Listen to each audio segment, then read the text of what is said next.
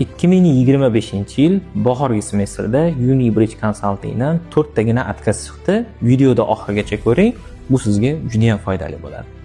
Endi bo'lsa, har bir отказ olgan talabalarimizni birma-bir sabablarini tushuntirib o'taman. Birinchi o'rinda Izzatullo oldin отказ olgan 6-band bilan, ya'ni soxta hujjat qilgan. Bizdan oldingi konsalting unga Telex viza bo'yicha soxta hujjat qilib bergan va soxta hujjat bilan отказ bosilgan va jazo sifatida yana 6-band bilan отказ oldi. Muhammad Bobur va Kamron Beylar 7-band bilan отказ oldi. 7, 8, 11-bandlar bilan отказ olgan juda ham ko'plab talabalarda eng asosiy bitta sababi bor, elchixona ichidagi yozilmagan limit to'lib qolishi.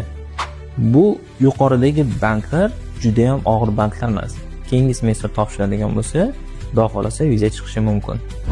7-bandni tushuntiradigan bo'lsam, 7-band shunchaki insho to'liq ko'rsatilmagan, ya'ni o'qish maqsadi aniq ko'rsatib berilmaganligi.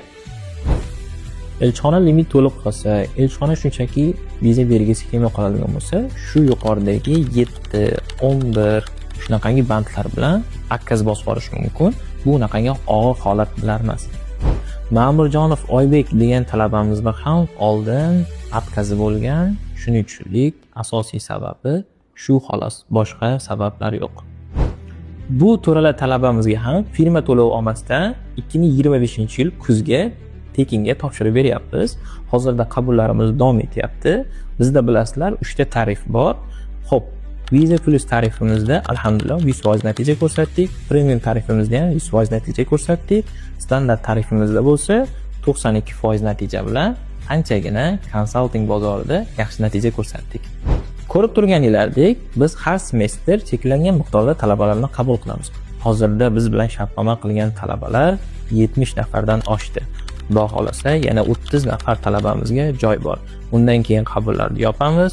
100 tani xudo xolasa 100% vizalarni olib, yorug' yuz bilan 2025-yil kuzda Koreyaga kuzatib borish bizning asosiy maqsadimiz. Hoziroq bu videoda Koreyaga ketmoqchi bo'lgan do'stingizga yuborib qo'ying.